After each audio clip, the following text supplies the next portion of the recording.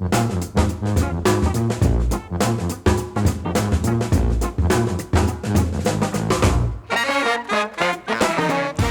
everyone, to What's Working. I'm Cam Marston, and I'm so grateful you're joining us for today's show. I think if you're a parent and you had young children, you're going to be able to relate to this one very well. We'll get into that in just a moment. Let's begin with who we are and what we do.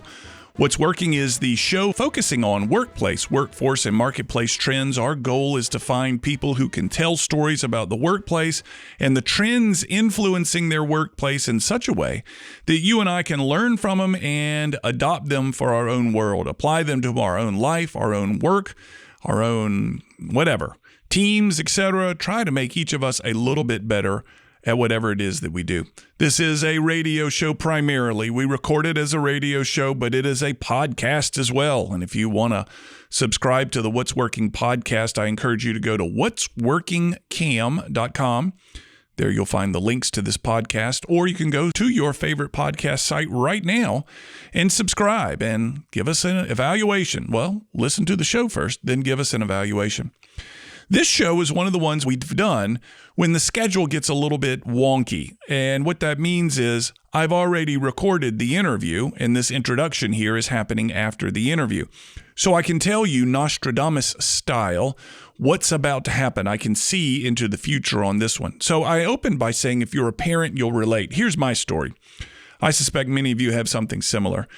My wife and I, when we got pregnant, let's see, our oldest child's nearly 21 now. So when we got pregnant, let's say 21-ish years ago, we were unaware of how hard it was to find childcare. So she was a coach. My wife was a coach and a collegiate volleyball coach. And she wanted to continue coaching. We needed to find the childcare, and it was tough. This was a world we had not heard about before. Perhaps our friends had mentioned it in passing as they were a chapter ahead of us in having children. But since it wasn't in our world right then, we didn't listen too much and realized very quickly what the challenge was in finding childcare for our children. Ultimately, there was a woman about 3 blocks away who had childcare in her home. I'll never forget it. She was a genius with children. The house was... We walked in the first time and we're like, oof. But we called the references and they said, listen, don't be dissuaded by what you see. She's a magician with children. And I remember thinking she must know what she's doing, because in the room with all the cribs, and there must have been 6 or 8 cribs in this one bedroom that was used as the baby's room, she had taken a bunch of box fans and tied them to the leg of the crib, not to blow on the children. It circulated the air in the room, but it gently rocked the crib. The little vibrations in the crib would rock those babies to sleep. And I went, learning from that, I'm going to adopt that one at my own house. Ultimately, we got the children through there, and the 4 children, it was work to get the kids into daycare. Now, here's the reason this is important for this show. In the state of Alabama, where I have the information on this topic, in the state of Alabama, we have a roughly 60% employment. Well, let's say this correctly. 40% of the people in the state of Alabama who are of the age and of mental and physical capability to work don't work. So 40% of the people out there that could work aren't working. And one of the primary reasons that they're not working is they can't find childcare. Now, in a 2-parent household, that means one of the parents stays home and takes care of the kids, preventing that other one from working. In a 1-parent household, it means that parent doesn't work, doesn't generate an income, has to get assistance from somewhere, family, government, whatever, and stays home. In a time where people are looking for workforce, we're going to talk about what it's like to find childcare. And my guest is someone who has discussed this, Autmn Zellner, and she will be on the show as soon as we come back from break to give us her insights, what she's dealing with her own childcare company, and what options we may have. If you're an employer out there with employees at this stage of life having young children, I want you to pay attention. We'll be back after this break.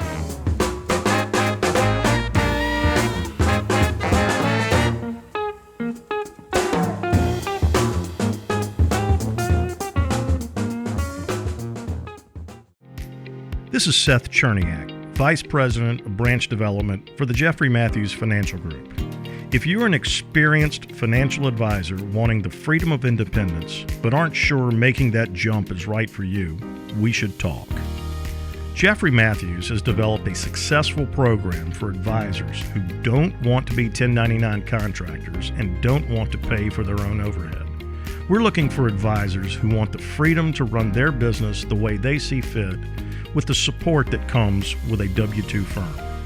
If you're interested in joining one of our branches, or if you want to open your own branch as a full-time employee, let's chat.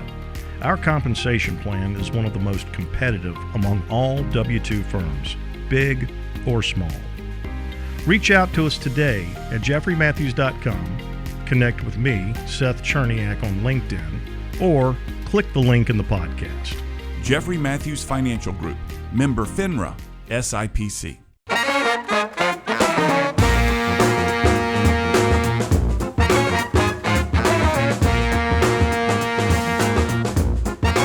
We're back. You're listening to What's Working. I'm Cam Marston. In the studio today, sitting across from me is Autmn Zellner. She is the November 2023 featured deep dive for Business Alabama magazine. You can find her interview on page 58 called Childcare Dilemma. And it was in reading this article that I've since highlighted and reached out to Autmn to prepare for this that I realized that there is indeed a childcare dilemma, and that's what we're going to talk about today and its impact on the workplace and the workforce. Before we begin, Autmn, thank you so much for your time and welcome to What's Working. Thank you. I'm so excited to be here. Tell me a little bit about your background, and then we're going to jump into kind of the nitty-gritty of what this article implies. Well, I am a past teacher. I taught for 15 years in the public school system, raised my own children, and then moved into the childcare industry, which is always has been my passion, my interest. The ages 0 to 5 is just amazing. The amount of growth there is just really interesting. So I've always known that is where I'd like to eventually end up. And so I'm excited. I'm loving it. Yeah. So the way the article reads and the way you and I have discussed, you sent me a wonderful email to help me prepare for this. You got into childcare with a passion for grooming and working with these children, and then you saw the crisis. Is that correct? That is correct, yes. Tell us about this crisis. Pretend like the listener out there is not aware of what you and I are referring to, and let's get into it. Okay, well, I see the crisis every day. I take phone call after phone call of desperate parents who have either moved into the area or had a brand new baby. And they are trying to secure the best place they can. This is your most precious, new baby, and you want to make sure that they're in a safe, high quality place. And again, I have to explain to them that there's not enough spots, and that they have to consider any spot. They have to consider, their next door neighbor. They might have to consider grandma. They might have to consider not working. And that is really where I see, the crisis take hold is we have a workforce that we need to build, and there's families out there who want to work, and they cannot simply because they either can't find childcare, can't find quality childcare, or unwilling to, just put their child anywhere. They need very specific quality care. The article goes into saying we have, I think the number is nearly a 60% labor force participation rate. Said the opposite way, if I understand the statistic correctly, there's 40% of our population out there in the state of Alabama that is capable and able of working, but don't. And a big part of the reason is childcare. Is that correct? That's correct. And even more of that, a bigger number of that is women who want to be in the workforce and cannot, either due to COVID, they've never gone back after COVID, or they've had a new baby. Families are dealing with this, but especially women. Yeah. The article also mentions that there have been a steady decline in childcare facilities across the state. And I know there are people listening outside the state of Alabama. I can't imagine it's unique to this state at all. This seems like a national issue. Is that correct? It is, yes. The same problems we're facing here, people are talking about across the entire country.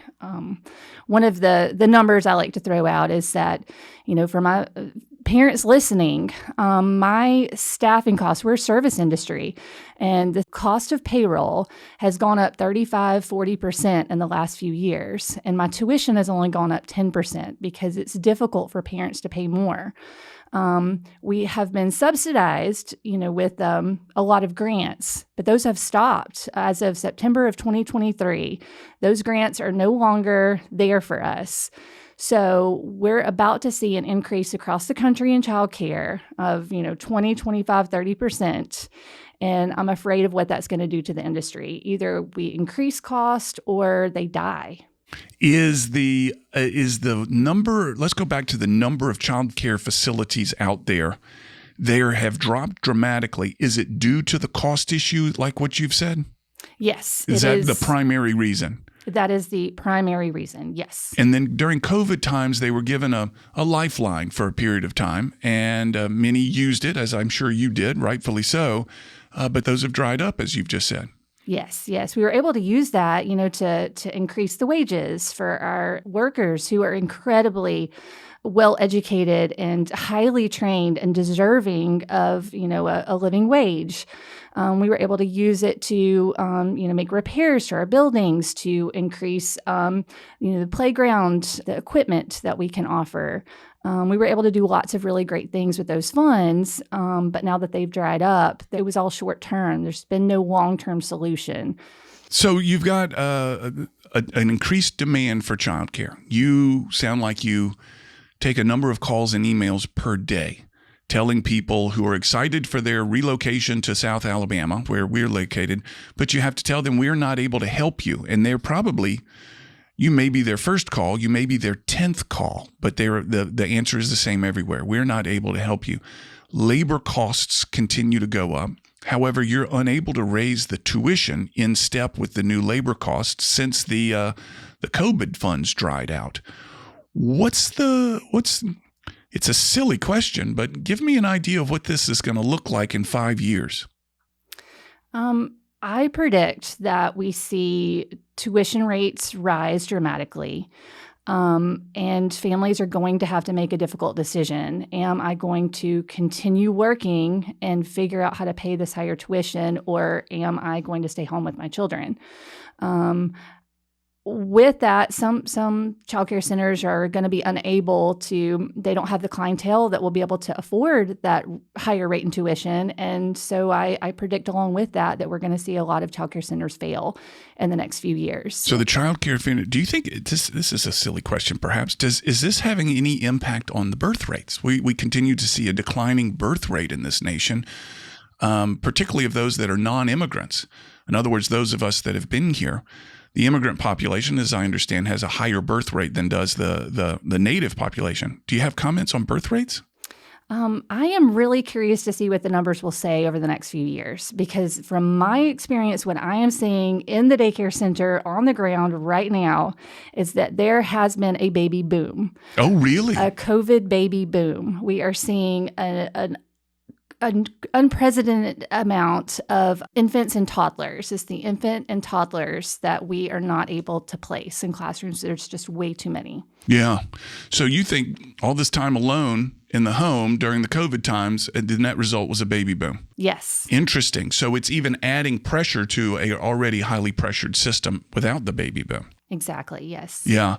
Who is doing it well? We got a lot of places that we want to explore in this conversation. Let's start with who's doing it well real quick.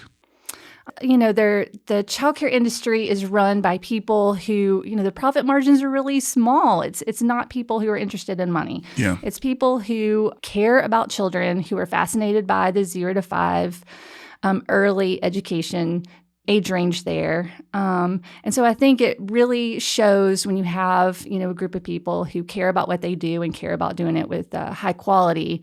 That's where you see the ones who are doing it well. Are other states subsidizing childcare any ways differently than ours is?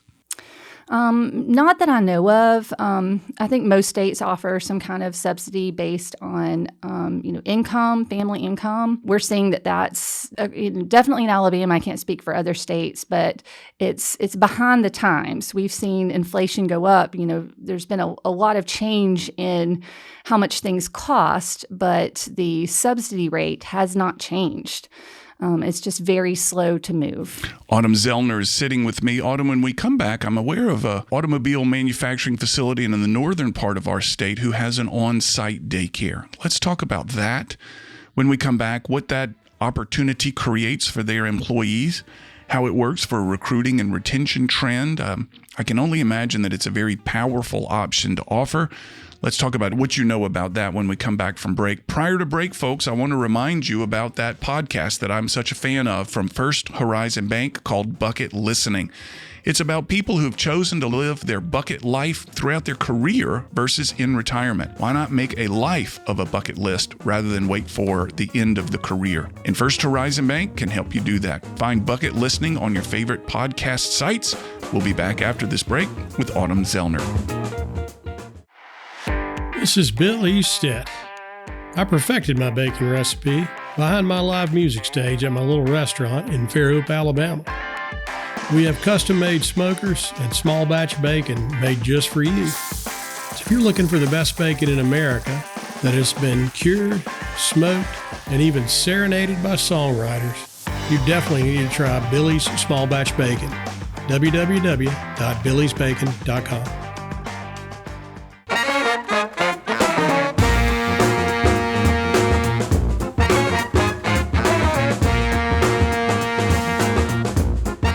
We're back. You're listening to What's Working. I'm Cam Marston in the studio today. Autmn Zellner sits across from me. She's got an early childhood education from Auburn University and Walden University education with a focus on elementary reading and mathematics. She's also the parent of 3 children of her own, the oldest one being 15 years old. My wife and I, our youngest, are now 16, so we're in a little bit of a different chapter than yours, but I see 15 years old, 14 years old, and 10 years old. It's busy around your household, and I suspect that 5 years ago, maybe 7, 8 years ago, you were exactly reflective of the challenge that we're discussing now.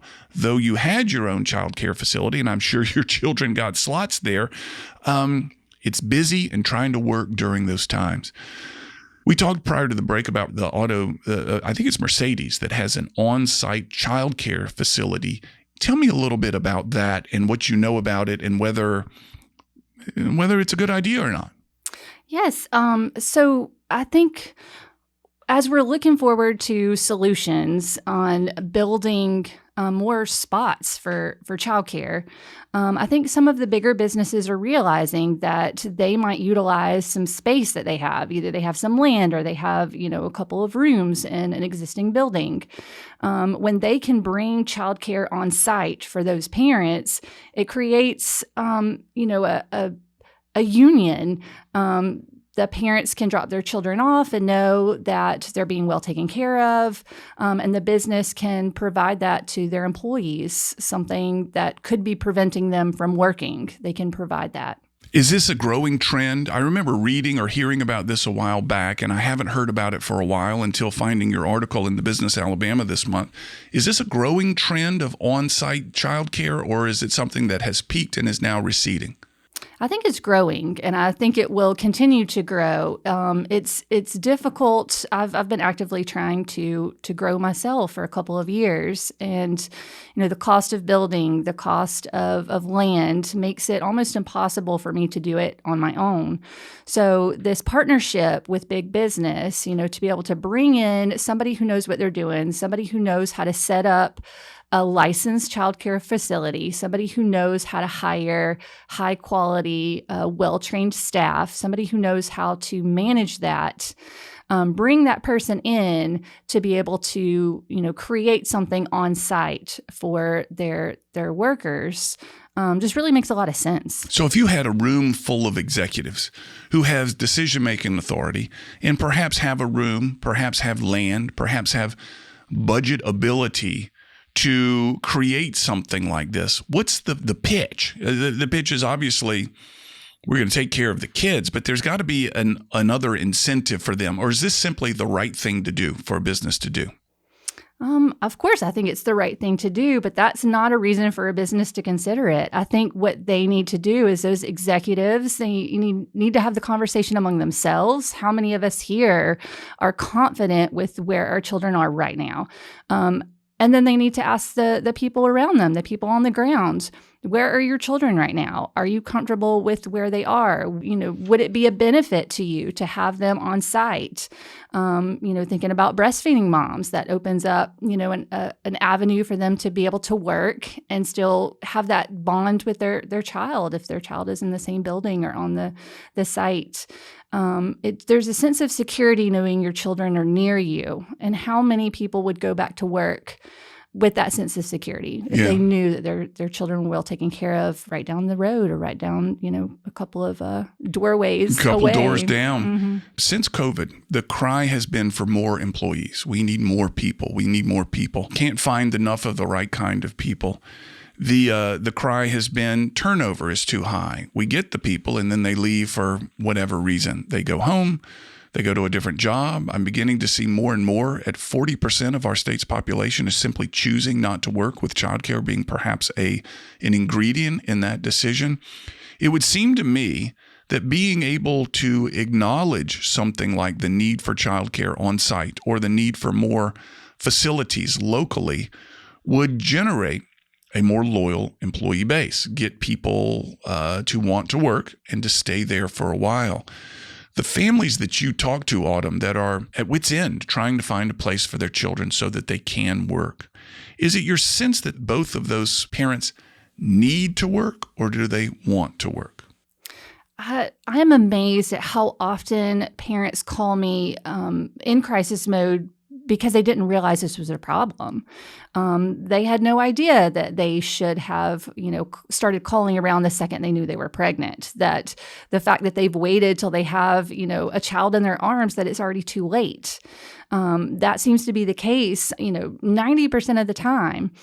So they have not even yet considered the fact that they might not be able to work. And as I'm talking to these families, they're feeling trapped and they're not sure what they're going to be able to do. And, I have to tell them, take any spot you can get. That we're not even in a situation where there's choice. They're not going to choose a spot based on quality. They're not going to choose a spot based on, how beautiful the building is or how great the tour was. They're going to choose a spot based on where they can get their child in. And then, that's if they're one of the lucky ones that find a spot. Most of them are going to have that conversation. What are we going to do if we can't find a spot for our kids? Who's going to stay home with the children? Can we stay home and work from home and take care of children at the same time? Yeah. Hypothesize for me on what work from home has done for this conversation. It's funny how everybody forgets. I think that during the heat of COVID, there was that moment where people realized, that all the children are home, how important schools are, how important daycare is. But it's almost as if we've forgotten. Most everybody, has gone back to normal. And that's, sliver of society who's still struggling. It's just almost as if they're invisible.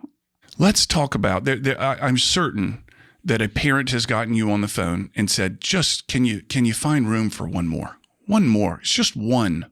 It's just one more. And we'll even pay a little bit more. One more. Which leads me to the conversation around rating childcare centers. You can't walk into a childcare center, I don't think, and see 30 kids with one teacher, with one leader there. What is the ratio that, and talk to me quickly about the ratings that childcare centers earn? Well, the childcare industry is highly regulated. We work with DHR, and we have a book of rules that we follow. But over and beyond that, the state has decided, that these are a list of items that show quality, that are over and beyond. So just for example, the state, under minimum standards, their performance standards, as they're called now, they call for a 1-to-5 ratio in the infant room. Mm-hmm. Under Alabama Quality Stars, they ask for a 1-to-4 ratio. So that's just one area. It's, again, a whole list of things that they ask for, childcare centers to do that's over and beyond, that's calculated up. It's an accreditation process. At the end of that, they rate you on a scale from 1 to 5. And those are the star rating. Yeah. And it sounds to me like if you have a 1 rating versus a 5 rating, you're still going to have a waiting list, regardless of the quality of your childcare center. In other words, the demand is so high, parents are willing to put their kids in a 1-star childcare center. Yes. And that's just the reality of where we are right now. Yeah. I'm proud of our 5-star rating. We are one of the best in the state. We have worked really, really hard to be a 5-star rated childcare center. But that doesn't matter when a parent is looking for a spot. They're just looking for anybody who has an opening. It doesn't matter the rating at that moment. So that they can work, so that they can get back into the workplace or continue in the workplace. They had no idea that pregnancy would cause this crisis for them. It's a great story that you tell of not even realizing that the moment you realize you're pregnant, you go to the phone and start dialing and getting on waiting lists. So we've got this industry that needs to grow. We've got an extraordinary demand for it right now. And it's very atypical of the quote unquote American dream of that we've got demand, we've got supply, but we still can't facilitate it. Let's talk about what that would look like when we come back from break. For your own growth plans, your own growth plans, we'll get further into that. I'm sitting across from Autmn Zellner. She's the Business Alabama November interview where we take a deep dive with a guest. We'll be right back after this break. I'm Cam Marston. You're listening to What's Working.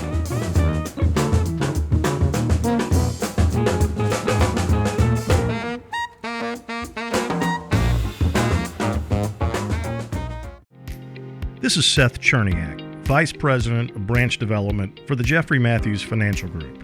If you're an experienced financial advisor wanting the freedom of independence, but aren't sure making that jump is right for you, we should talk. Jeffrey Matthews has developed a successful program for advisors who don't want to be 1099 contractors and don't want to pay for their own overhead. We're looking for advisors who want the freedom to run their business the way they see fit, with the support that comes with a W-2 firm. If you're interested in joining one of our branches, or if you want to open your own branch as a full-time employee, let's chat. Our compensation plan is one of the most competitive among all W-2 firms, big or small. Reach out to us today at jeffreymatthews.com, connect with me, Seth Cherniak, on LinkedIn, or click the link in the podcast. Jeffrey Matthews Financial Group, member FINRA, SIPC.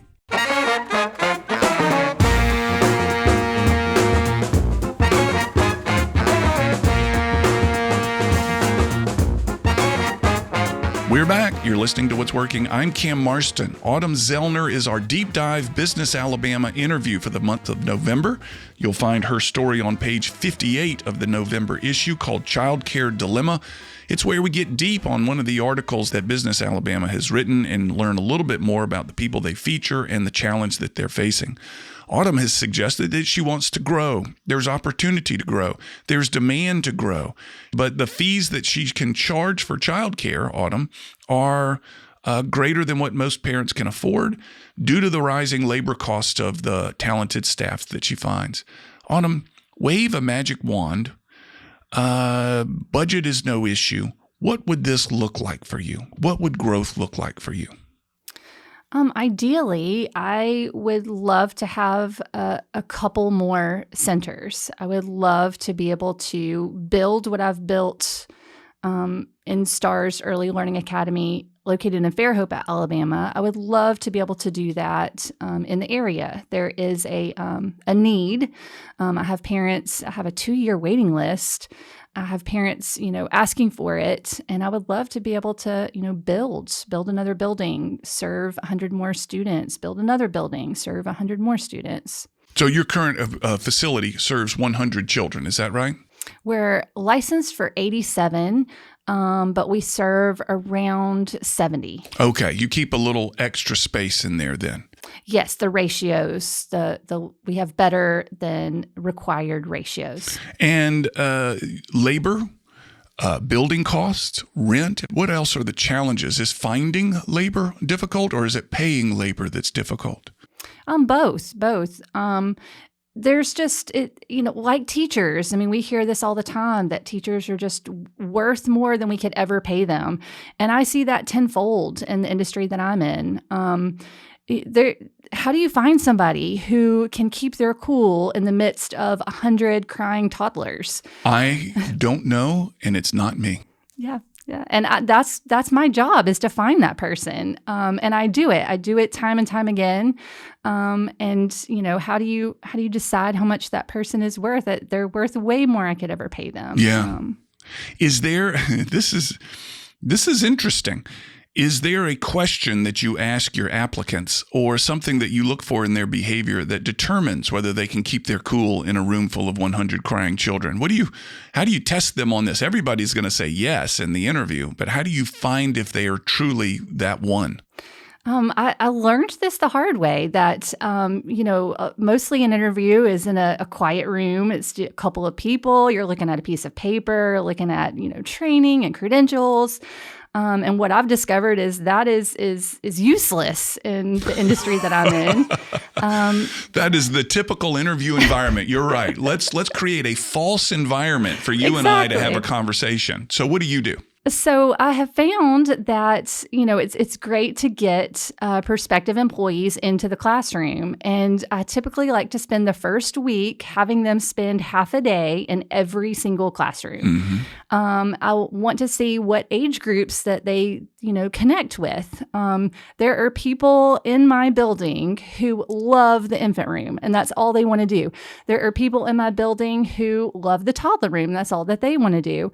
Sometimes people will come in and say, I love children, but they don't really know what room they're looking to be in. And it doesn't take long for them to realize, like, oh, I like the littles, or oh, I like the 4-year-olds. And so that's what I'm looking for, is where do you shine? And can you handle this? And there are plenty of times where I have somebody who's, come out of college and has babysat, and they think that this is what they want to do. And having 2 children, to feed dinner and put to bed is very different than having a classroom of children for, 10 hours. I talk to coaches, I talk to teachers, and sometimes they're frustrated, and that's a light term, frustrated, by the insistence of parents of being involved in their children's sports, their children's schooling. Do you get that as well from parents of the young ones, the toddlers, the infants, that the parents are, they're lucky enough to have a spot. Now they want to control the behavior of the staff. Is that a problem that you guys deal with? I actually don't see that that's as good. much. And I'll tell you why. It's because when you get parents at the very beginning of their child's life, the 0 to 5, I'm sure anybody with a child can remember that moment that you come home with this child from the hospital, and you have that moment of realization, I don't know what I'm doing. Yeah. And not only can I provide quality childcare, but I can also provide teachers who are a wealth of knowledge for one particular age. Mm-hmm. So they become experts. So those parents can go to that infant room teacher, and they can talk to them and say, I'm not sure how to get my child to sleep through the night. And they can answer questions about, how do we start solids? Is it the right time? At what point do we, do this stage or that stage, or when do we start this? And so I have a wealth of knowledge in my building, all these teachers who specialize. And so that the parents really become to understand that, that it's a community and that we help each other. You've pointed out to me just now that the value you provide is not just the place to drop the child off so that the parent can go work. It's the place to drop the child off so that the parent can go to work and get coaching and mentoring and advice from experts who have their hands in the weeds of this age child as a profession. And they offer advice and feedback and insight to that freaking out parent. And I was one of them. My wife and I were one of them, who don't know what to do and become terrified that we're about to do something harmful, or wrong, or something like that. Or my child is going to go to prom as a senior in high school in diapers because they just can't stop wetting the bed. And I don't know many children that happens to. Nevertheless, you give them assurance and calm.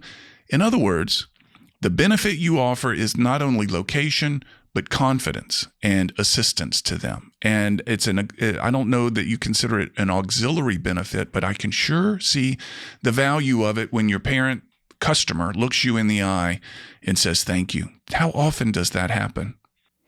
A lot. It happens every day. It's fun to walk around the afternoons. In the morning, parents are busy. They want to drop their child off and get to work on time. But the afternoons is where the parents stay to chit chat and they'll have a conversation about what cute thing their child did that day or what thing they're going to work on. They took their first steps, or they're working to take a few more, or it's time to start the solids, or it's time to potty train. Right. And those exciting conversations that's going on all around the building of parents asking questions. What is your favorite age to work with? Ooh. I think I'm one of the weird ones that I have a heart for every age, but I will say the infant and toddler age is especially interesting to me. I was just terrified that I would break my child when they were that infant age, that I would do something that would break them in some irreparable way. And I parented out of fear for a long, long while until the last two came along. We had one, then we had twins. I was very fearful of the first one, less fearful of the second one. Didn't really give a crap about the third and fourth ones. That's not exactly true, but I had become much more confident that breaking them is harder than I thought it would be. Autumn, there's somebody out there listening somewhere in the country that is saying, gosh, I think maybe I could grow a bigger business if I gave some thought to my employees' childcare challenges. Maybe Autumn can give me some advice. How can people find you? Well, you can look me up. I have a website, starsearlylearningacademy.com. And folks, I'll put starsearlingacademy.com in the podcast show notes. If you're listening to this on the radio and want to find this, then you can find this show as a podcast where you can find a link to Autumn and her company and reach out to her to get some more advice. Autumn, you've pointed something out to me that it wasn't as well known by me, and I'm grateful for that. Thank you so much for your time. Thank you. This has been great. You're listening to What's Working, folks. Autmn Zellner. I'll have all her contact information in the podcast. We'll be back after this break for segment 5, final comments, and a recap. We'll be right back.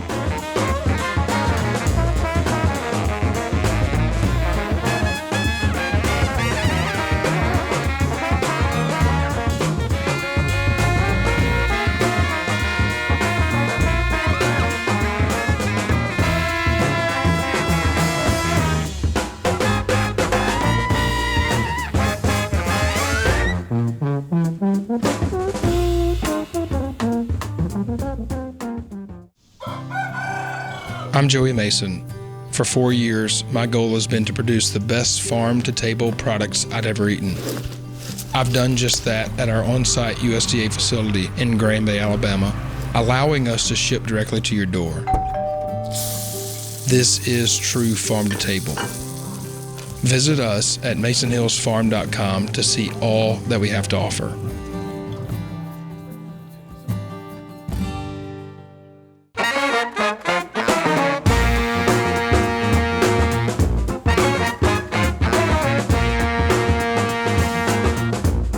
Thank you so much, Autumn. I said it during the show with her in the studio. I'll say it once more. If you want to reach out to her and get her feedback on your own company's childcare situation, if there's some insights that you might want from her on things that you can do. So this chapter of life that the people who are having babies are in is a very tough chapter. Lots of tough chapters in life, let's face it. But this chapter when people are having babies is a tough, tough chapter. And any help you or anyone can provide. I mean, I live in Mobile, Alabama today because my wife and I had 4 children, a 4-year-old, a 2-year-old, and she gave birth to our twins. And we said, we can't do this alone. We need, what I say is we need cheap arms and laps, otherwise known as family. And we moved back to my hometown of Mobile, Alabama, where we were lucky that my mother and father and my brothers were all willing and able and frankly excited to contribute and help out. But there are people that don't have that option, that don't have that luxury. So the point, If you're a business leader, business owner, you have some sort of influence in your business, and you can help the people out in this vulnerable and difficult chapter of life as they're having these newborns, why not?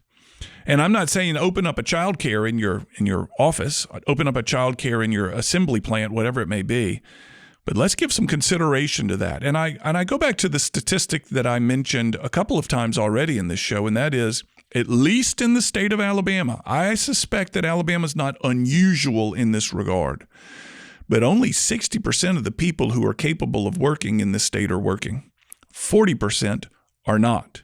And many of those 40% are staying on the sidelines, are prevented from entering the workplace due to childcare. And if there's something that we can do to make it easier, if you're looking for teammates, employees, staff, and you can incentivize them with some sort of childcare option, I don't know what that is, you got to imagine that the reciprocal loyalty that will come from that would be pretty strong. I sure hope it would. I hope it would be pretty strong. Now, Autmn was very clear in her growth plans. It is a large organization that hires a number of employees where they may have the opportunity to do an on-site childcare she can't afford, doesn't want to afford, or can't afford, to buy a place, build a place, buy the land. You've got space. She's got expertise. You've got needs, employees that you want to keep in your workplace. Give it some thought. I was surprised at the significance of the issue. She made that very clear to me. And my experience, singular experience here, people that are in the child care business are caregivers. They're kind people, and having to tell 2 to 3 families a day that we have no room has got to be difficult on them. All right. That's the show for the week. We got some great stuff coming up, folks, and we continue to grow now in 20 markets across the United States, which is great. I hope those new markets, and I'll list them at some point, are finding this show valuable. We're grateful to be in your town. If you want to find this show as a podcast, go to whatsworkingcam.com, and you can subscribe there. Don't forget to leave a evaluation, a rating for the podcast. You can find me all over social media, Cam Marston. Have a good week, everybody. You're listening to What's Working? I'm out. As you likely know, this show originates as a radio show broadcast across the state of Alabama, and it continues to grow in both radio listeners and market. After it's formatted for radio, we then turn it into this podcast. Please share it with those you think would find it interesting, and subscribe to the podcast on my YouTube page, where you can leave messages and your thoughts and your comments, and I'll certainly get back in touch. Finally, if you're a fan of the show, please offer a review on Apple Podcasts or Spotify. You can find my book called What Works on Amazon.com. In it, I highlight the top 10 ideas from the first 200 episodes of the show. Mind you, they're not the top 10 best episodes, they're the top 10 best ideas. Many times the same ideas are brought up again and again by different guests, and we dig into those ideas in such a way that they'll be easily applicable for your business.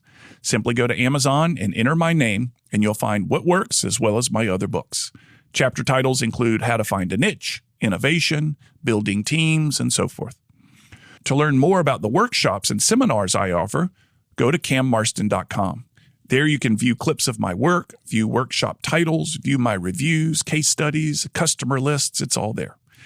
If you'd like a free copy of one of the chapters of my book, enter your email address at the bottom of the homepage at cammarston.com. And from that site, you can email me directly. I always love to hear from you. You'll also find me on social media. Find Cam Marston on all the social media platforms, and you may need to enter the numeral 1. There's one other Cam Marston out there, and that numeral 1 distinguishes me from him from time to time. So if you're unsure if it's me or not, enter that numeral 1 after my name, and it should do the trick. On a more personal and less professional side, I record weekly commentaries that air across Alabama on Alabama Public Radio twice each day on Fridays, called Keeping It Real. They've won statewide and national awards. They're simple observations on the world as it goes on around me, and they're only a few minutes long. They're a passion. You can find them on the same podcast app you're using to listen to this. Finally, if you're interested in advertising on this podcast or the radio show, reach out. I've worked hard to cultivate a specific listener, and I can tell you all about them, and I have many different options for helping you reach them. Thanks again for listening. We'll have another episode available soon.